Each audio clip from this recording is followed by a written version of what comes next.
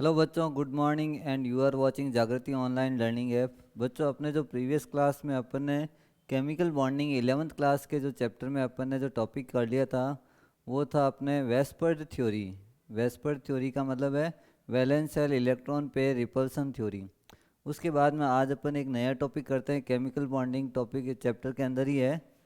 इसको अपन बोलते हैं valence bond theory. Valence bond theory. तो ये सबसे पहले ये चीज़ बताते हैं इसके बारे में कि वैलेंस बॉन्ड थ्योरी अपने कहाँ काम में आती है, कैसे इसका यूटिलाइजेशन अपन ले सकते हैं। तो सबसे पहले मॉलिक्यूल का जो फॉर्मेशन होता है, मॉलिक्यूल एटम से मिलके मॉलिक्यूल बनता है, वो मॉलिक्यूल का फॉर्मेशन किस थ्योरी के रिगार्डिंग होता है तो वो अपन बताएंगे वैलेंस बॉन्ड थ्योरी। इसको शॉर्ट में अगर लिखना है तो क्या लिखेंगे, VBT। वैलेंस बॉन्ड थ्योरी को शॉर्ट में क्या लिखेंगे, VBT। इस थ्योरी को सबसे पहले हिटलर और लंदन ने डेवलप किया था। हिटलर हिटलर एंड लंदन, ये दो साइंटिस्ट थे, दोनों ने मिलकर कौन सी थ्योरी को डेवलप किया था, वैलेंस बॉन्ड थ्योरी को डेवलप किया था। इसके बाद में जो इस थ्योरी के लिए जो पॉलिंग ने इसको और आगे डिफाइन किया था, पॉलिंग। तो हिटलर और लंदन के बाद में जो साइंटिस्ट आया था वो था पॉलिंग, उसने इस थ्योरी को और आगे डिफाइन किया था।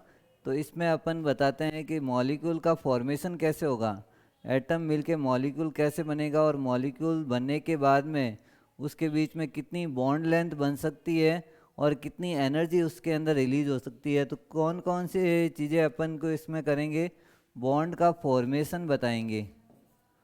बॉन्ड फॉर्मेशन कैसे होता है, इसके अलावा बॉन्ड लेंथ कैसे बनती है,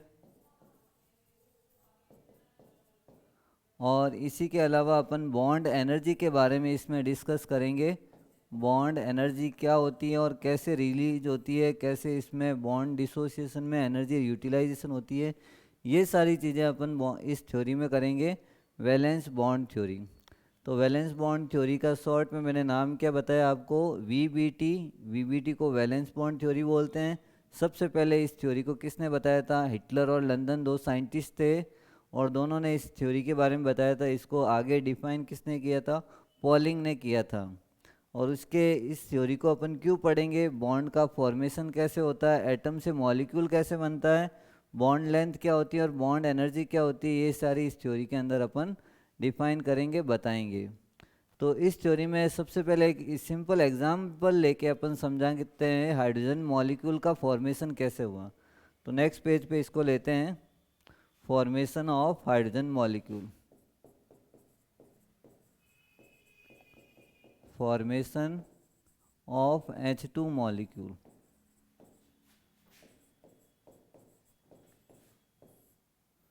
तो हाइड्रोजन का जो मॉलिक्यूल बना वो अपन को मालूम है, हाइड्रोजन मॉलिक्यूल अलग होता है और एटम अलग होता है। अगर मैं ओनली H लिखूं तो ये क्या है, एटम है। लेकिन H2 लिख दिया, इसका मतलब ये मॉलिक्यूल है। कुल मिला के मॉलिक्यूल जो बनता है वो एटम से मिलके ही बनता है। एटम के बीच में एक कोवलेंट बॉन्ड प्रिपेयर होता है जिससे एक मॉलिक्यूल का फॉर्मेशन होता है। लेकिन हाइड्रोजन का मॉलिक्यूल का फॉर्मेशन कैसे हुआ, ये इस थ्योरी के अपन अंदर अपन समझाएंगे। देखो, हाइड्रोजन का इलेक्ट्रॉनिक कॉन्फ़िगरेशन आपको मालूम है, हाइड्रोजन कितने नंबर पे आता है, एटॉमिक नंबर 1 है।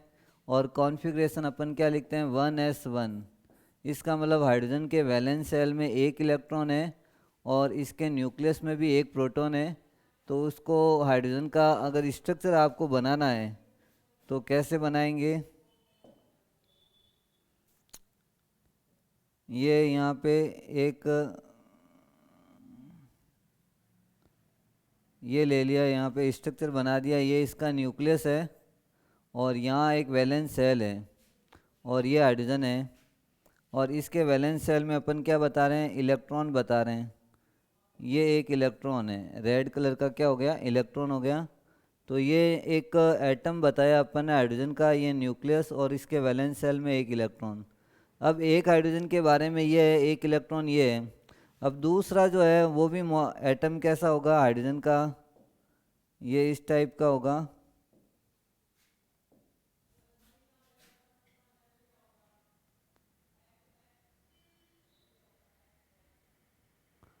तो ये हाइड्रोजन का एक और एटम है जिसको अपन क्या बताएंगे,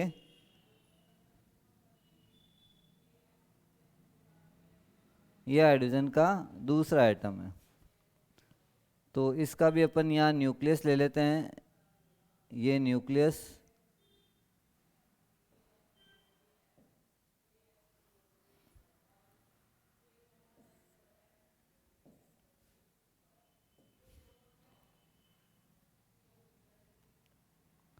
ये हाइड्रोजन का मॉलिक्यूल सॉरी एटम न्यूक्लियस, और न्यूक्लियस के साथ में ये एक इलेक्ट्रॉन। तो ये मैंने दो अलग अलग एटम के बारे में बताया यहाँ पे, ये भी हाइड्रोजन एटम है और ये भी हाइड्रोजन एटम है, ये इसका इलेक्ट्रॉन है। अब इस इलेक्ट्रॉन को अपन क्या मानेंगे, यहाँ लिख देते हैं, ये ए मानते हैं, ये हाइड्रोजन का कौन सा है, ए एटम, और ये हाइड्रोजन का कौन सा है, बी एटम। तो दोनों के पास एक एक न्यूक्लियस और एक एक इलेक्ट्रॉन है, और न्यूक्लियस में एक ही प्रोटॉन है। ये हाइड्रोजन के बारे में बताया, दो एटम के फॉर्म में है, लेकिन अभी ये मॉलिक्यूल है नहीं। मॉलिक्यूल कैसे बनेंगे, कब बनेंगे, ये अपन इसमें समझाएंगे।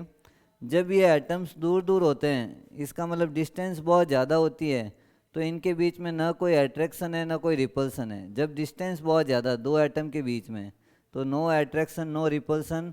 बट इसके जैसे ये एच ए एटम है, तो इसका न्यूक्लियस है, इस न्यूक्लियस को अपन क्या बोलेंगे, एन ए बोल देते हैं। न्यूक्लियस कौन सा हो गया, ए का न्यूक्लियस एन ए, इसके इलेक्ट्रॉन को अपन क्या बोलेंगे, ई ए, इसके न्यूक्लियस को अपन क्या बोलेंगे, एन बी बोल देते हैं, और इसके इलेक्ट्रॉन को क्या बोलेंगे, ई बी बोल देते हैं।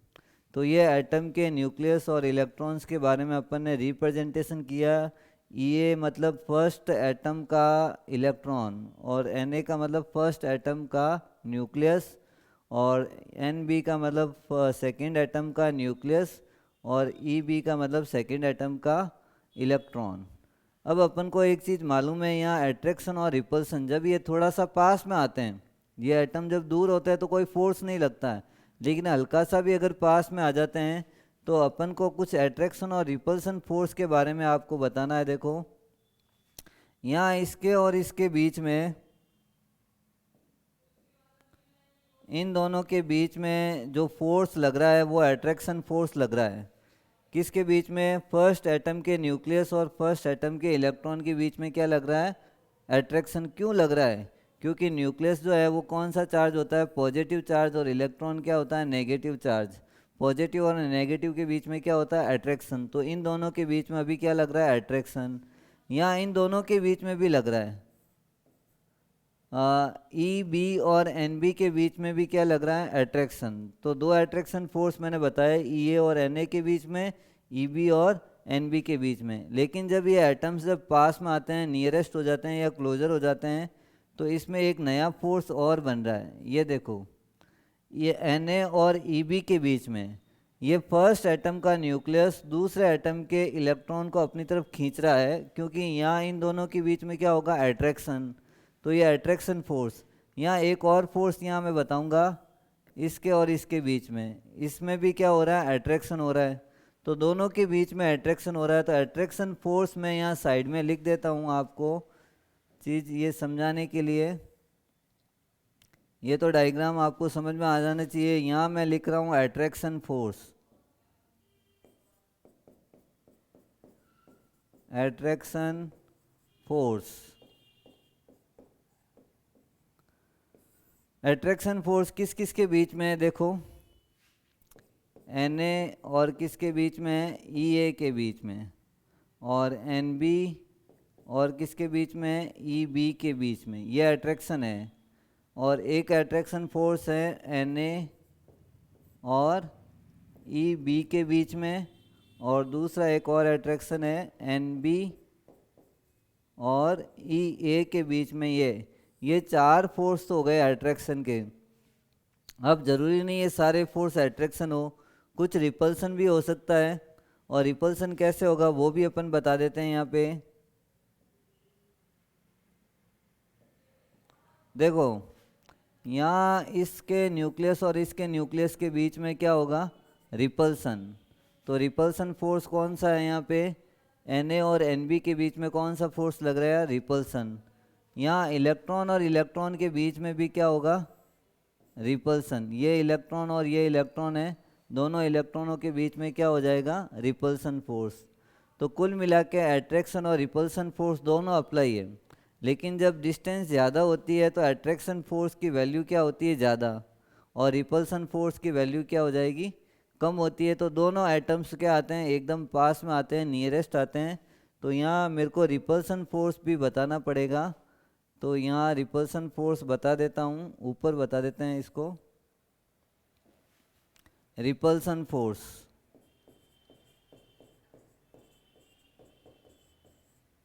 और रिपल्सन किस किस के बीच में हो रहा है?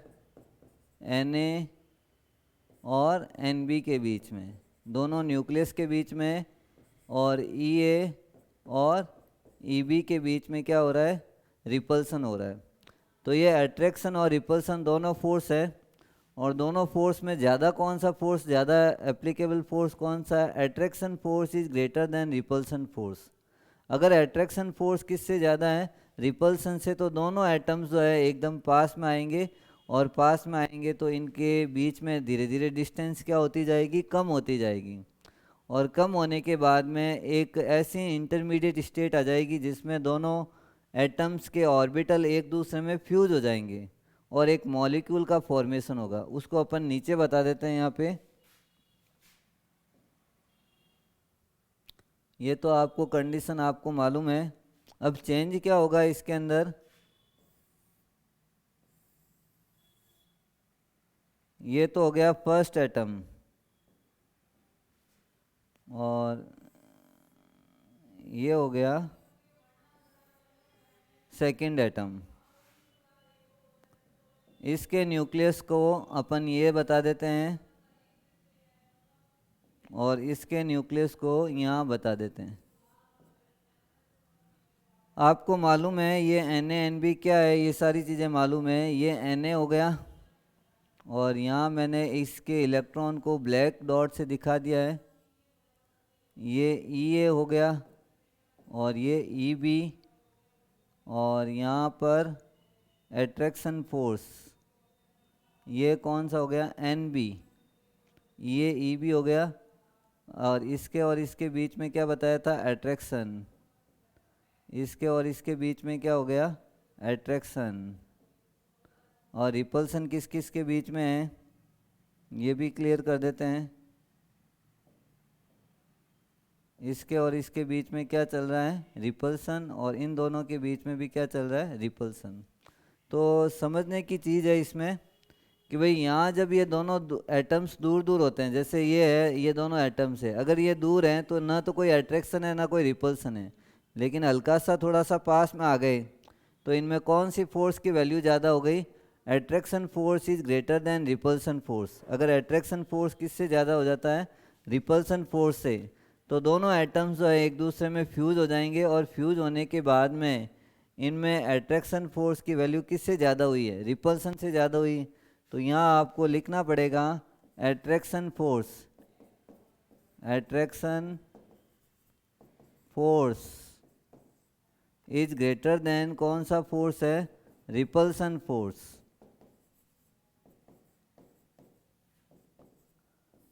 अब ये कंडीशन अब ऐसी आ जाती है इसके बाद कि भाई रिपल्सन और अट्रैक्शन इक्वल हो जाते हैं। जैसे ये दोनों एटम्स दूर थे, कोई फोर्स नहीं था, लेकिन हल्का सा पास में आए तो अट्रैक्शन ज़्यादा हुआ। अब मेरे पास ऐसी कंडीशन आ गई, ये दोनों एक दूसरे में फ्यूज हो गए। अब अट्रैक्शन और रिपल्सन दोनों क्या हो गए? बराबर हो गए। तब इसके बीच में एक इक्विलिब्रियम डिस्टेंस अरेंज हो जाती है। दोनों न्यूक्लियस के बीच की डिस्टेंस को अपन बोलेंगे बॉन्ड लेंथ, और यहाँ इनके पास में क्या आ जाती है? स्टेबिलिटी आ जाती है। अब रिपल्सन फोर्स क्या होगा? ज़्यादा होने लग जाएगा। अगर इनको और पास में लेके आओगे तो रिपल्सन फोर्स ज़्यादा हो जाएगा। तो यहाँ बॉन्ड जो बनेगा वो इक्विलिब्रियम डिस्टेंस सेट हो जाएगी, और उसी को अपन क्या बोलते हैं? Bond length. और बॉन्ड एनर्जी जो है, इसमें जो एनर्जी रिलीज हो जाएगी बॉन्ड बनने के बाद में, जो एनर्जी रिलीज होती है उसको अपन क्या बोलेंगे? Bond energy. तो कैसे अट्रैक्शन और रिपल्सन फोर्स एप्लीकेबल होता है, ये चीज़ें अपन को मालूम होनी चाहिए। क्या कि अगर ज़्यादा डिस्टेंस है तो कोई अट्रैक्शन रिपल्सन नहीं होता है, लेकिन डिस्टेंस अगर थोड़ी सी कम हो जाती है तो attraction force is greater than repulsion force, और अट्रैक्शन फोर्स रिपल्सन से ज़्यादा हो जाता है, और उसके बाद में क्या बन जाता है, इन दोनों के बीच में एक बॉन्ड बन जाता है, और इसी बॉन्ड को अपन क्या बोलते हैं, कोवलेंट बॉन्ड। तो ये जो मैंने स्ट्रक्चर सारा बताया है ये पहले की कंडीशन है, और ये बॉन्ड बनने के बाद की कंडीशन है। Before the formation of bond and after the formation of bond ये कंडीशन आएगी, और इसमें बॉन्ड का फॉर्मेशन होगा। और इससे ज़्यादा ये डिस्टेंस पास में नहीं आ पाएंगे। क्यों नहीं आएंगे?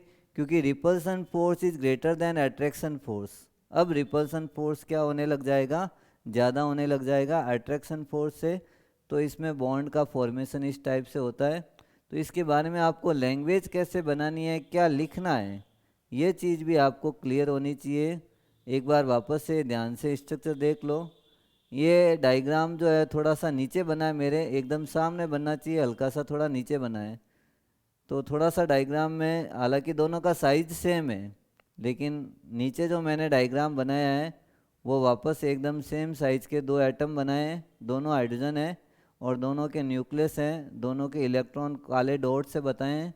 और अट्रैक्शन का फोर्स किससे ज़्यादा हो गया, रिपल्सन से। तो दोनों क्या आ रहे हैं, पास में आ रहे हैं, और इसमें मॉलिक्यूल का फॉर्मेशन हो रहा है। अब इस थ्योरी को अपन लिख देते हैं ताकि आपको ये चीज़ याद रहे कि कैसे मॉलिक्यूल का फॉर्मेशन इसमें हुआ।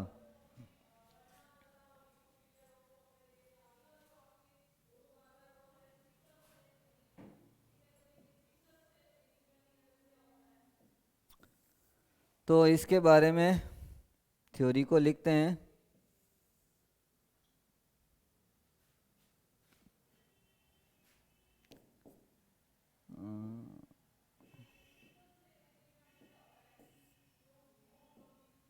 इन दिस थ्योरी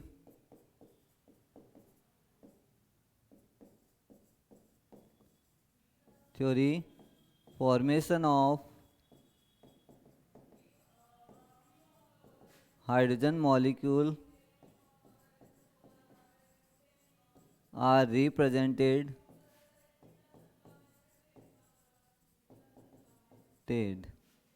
हाइड्रोजन मॉलिक्यूल का फॉर्मेशन इसमें बनाया अपन ने, रिप्रेजेंट किया है।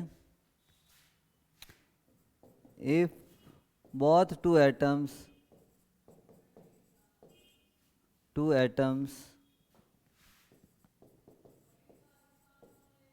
have maximum distance,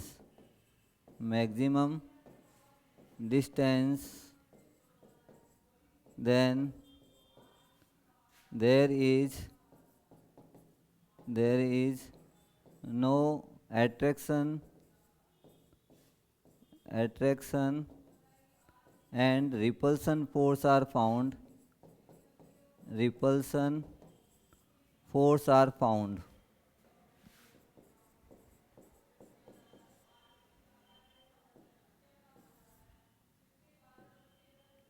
force are found but these atoms are come towards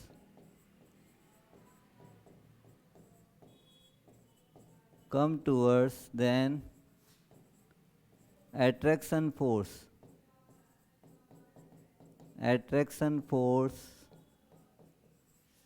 is greater than repulsion force.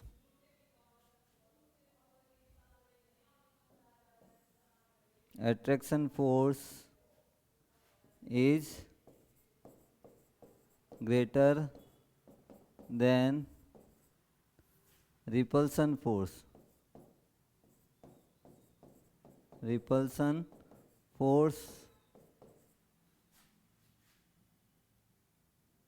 So the bond is formation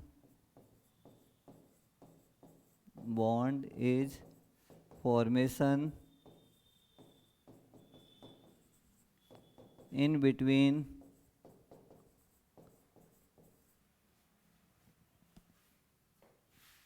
both two atoms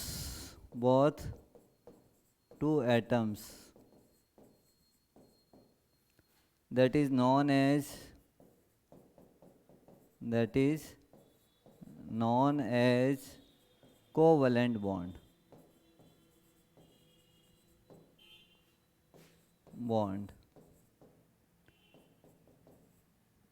In the molecule participate atomic orbitals, participate atomic orbitals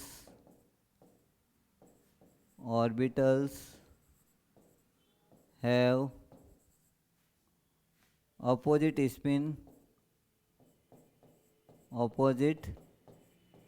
spin electron.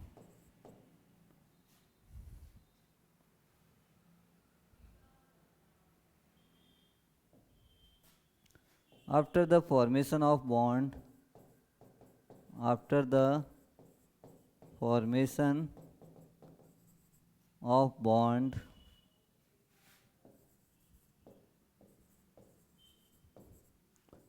attraction force is equal to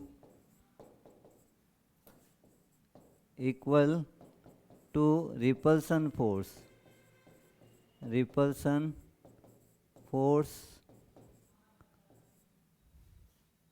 Attraction force is equal to repulsion force, and the distance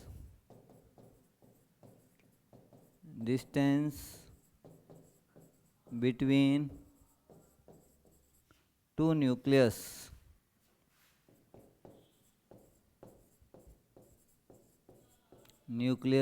is known as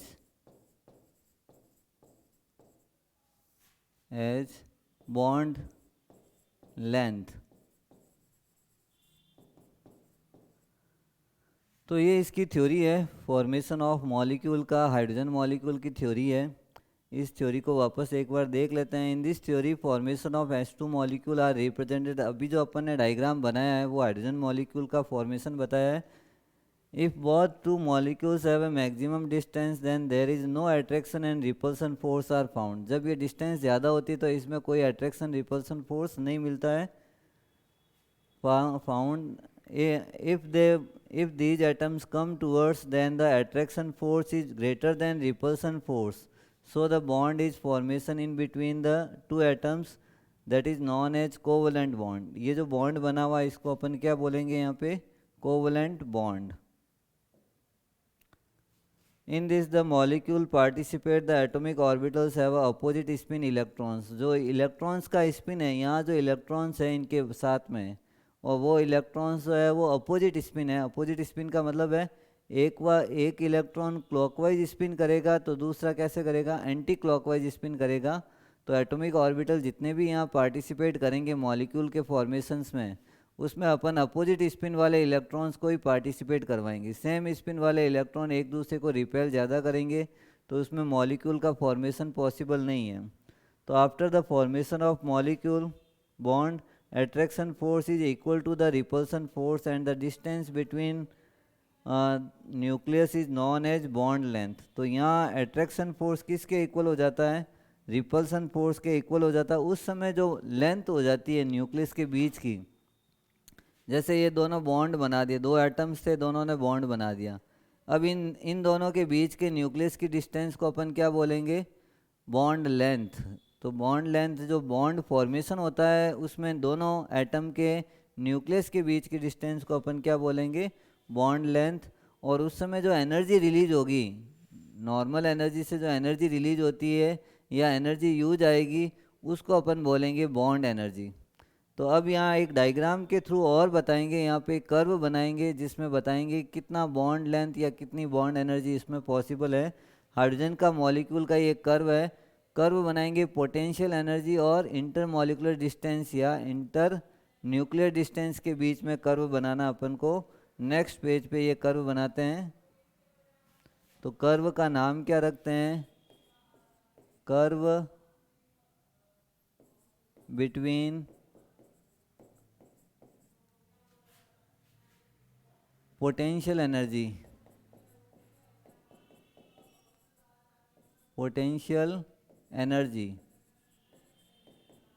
and inter nuclear distance. तो ये curve अपन को बनाना है, inter nuclear distance और potential energy के बीच का curve अपन को बनाना है। और कैसे ये कर्व पॉसिबल है ये अपन समझाएंगे यहाँ पे। देखो कर्व में ये लाइन है, इस साइड में कौन सी एनर्जी बढ़ रही है, पोटेंशियल एनर्जी, पोटेंशियल एनर्जी। और यहाँ जो आएंगे अपन, इस लाइन को अपन क्या बोलेंगे, इंटर न्यूक्लियर डिस्टेंस, IND मैंने शॉर्ट में लिखा है। इंटर न्यूक्लियर डिस्टेंस को क्या लिखा है शॉर्ट में, IND, इंटर न्यूक्लियर डिस्टेंस। तो जब इंटर न्यूक्लियर डिस्टेंस या इंटर एटॉमिक डिस्टेंस ज़्यादा होती है और इस साइड में क्या इंक्रीज हो रहा है, पोटेंशियल एनर्जी। तो ये जब डिस्टेंस ज़्यादा है उस समय इनकी एनर्जी भी ज़्यादा है। जब ये इंटर न्यूक्लियर डिस्टेंस क्या है, बहुत ज़्यादा है, तो इसमें ना तो कोई अट्रैक्शन है ना कोई रिपल्सन है। और ये इनके बीच में जो डॉट लगाए हुए हैं ये इनके न्यूक्लियस की बात कर रहे हैं अपन। तो न्यूक्लियस के चारों तरफ इलेक्ट्रॉन रिवॉल्व करता है और ये इनके बीच में भी डिस्टेंस ज़्यादा है, तो ना कोई अट्रैक्शन है ना कोई रिपल्सन है। तो इनकी एनर्जी हाई है, लेकिन थोड़े टाइम बाद में अट्रैक्शन रिपल्सन चालू हो गया तो थोड़ी सी डिस्टेंस कम हो गई। तो अब इनमें कौन सी चीज़ चालू हो गई, अट्रैक्शन फोर्स ज़्यादा होने लग गया रिपल्सन से। और इसके बाद में एक इक्विलिब्रियम डिस्टेंस अरेंज हो गई।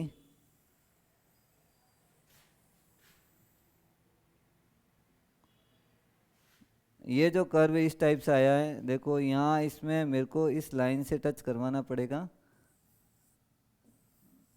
अब ये आ गया, तो दोनों एटम्स जो है इन्होंने बॉन्ड बना लिया।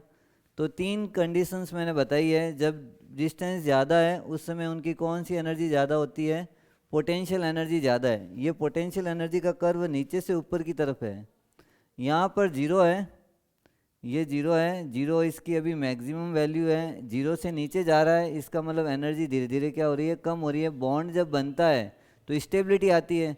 स्टेबिलिटी कब आती है, जब एनर्जी कम हो जाती है। अपन एकदम रिलैक्स रहते हैं तो अपनी एनर्जी क्या रहती है, कम रहती है। लेकिन जब भागते हैं या काम करते हैं या कोई भी वर्क करते हैं तो अपनी एनर्जी हाई हो जाती है। उस समय की एनर्जी कौन सी है, जब भागते हैं या काम करते हैं उस समय पोटेंशियल एनर्जी ज़्यादा है। तो अपनी पोटेंशियल एनर्जी ज़्यादा है तो अपन वर्क कर रहे हैं या कुछ काम कर रहे हैं। लेकिन जैसे जैसे ये एटम्स पास में आएंगे तो अट्रैक्शन फोर्स ज़्यादा होने लग गया रिपल्सन से, तो हल्की सी एनर्जी धीरे धीरे क्या हो रही है, कम हो रही है। और एक स्टेट ऐसी आ जाएगी जहाँ पे इन दोनों के बीच में बॉन्ड का फॉर्मेशन आ जाएगा।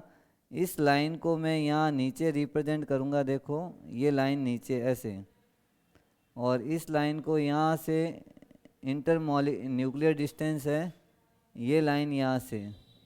तो धीरे धीरे देखो एनर्जी क्या हो रही है, कम हो रही है। और एक टाइम ऐसा आएगा जहाँ पर इन दोनों के बीच में बॉन्ड फॉर्मेशन हो जाएगा, और बॉन्ड फॉर्मेशन होने के बाद में इनकी एनर्जी, पोटेंशियल एनर्जी बिल्कुल कम हो जाएगी। अब इंटर न्यूक्लियर डिस्टेंस इसके बीच में ज़्यादा है, यहाँ से यहाँ तक क्या चीज़ इंक्रीज हो रही है, इंटर न्यूक्लियर डिस्टेंस।